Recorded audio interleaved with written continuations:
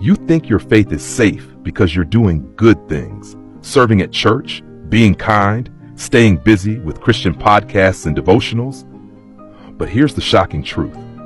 It's possible that the very things you believe are building your walk with God are actually the silent killers of your spiritual fire. The enemy doesn't always come dressed in sin. Sometimes he comes disguised as routine, applause, and ministry busyness, offering you a counterfeit sense of closeness with God that's built on performance instead of presence. You've traded intimacy for activity, devotion for duty, and your heart, slowly but surely, is growing cold. Revelation 2:4 warns us clearly, you have forsaken the love you had at first.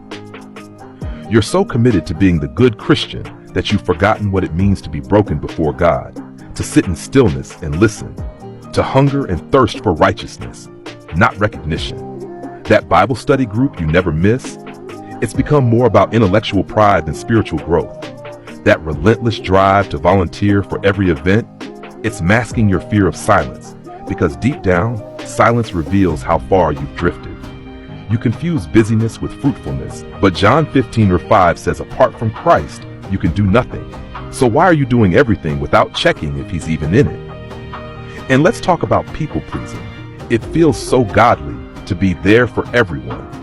But in reality, it's slowly replacing your fear of God with fear of man.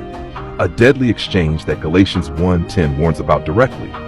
You say yes to everything for the kingdom, but God never called you to carry every burden. He called you to obey. Even your prayers have become performative, recited out of habit instead of surrendered desperation. And while it sounds holy, Isaiah 29:13 exposes it. These people come near to me with their mouth, but their hearts are far from me. You feel spiritually exhausted and don't know why. This is why. You're feeding on noise, inspiration, and content, but not on His Word, not on His presence, not on true repentance. And what about comparison? It hides behind admiration, but every time you scroll past another believer's life and feel lesser or superior or anxious, you're letting a good thing corrupt your view of God's unique plan for you. Jeremiah 29:11 wasn't written to compete with someone else's calling. Even generosity can turn toxic. When giving becomes a way to earn favor or self-worth instead of a response to God's grace, you've lost the plot. You're doing good things, but you're not becoming like Christ. And that's the quiet danger. You've mistaken spiritual habits for spiritual health. But just like the Pharisees, you can look right on the outside and be dead inside. Matthew 23:27 isn't just for them, it's a warning for us. God is not impressed by your Christian checklist.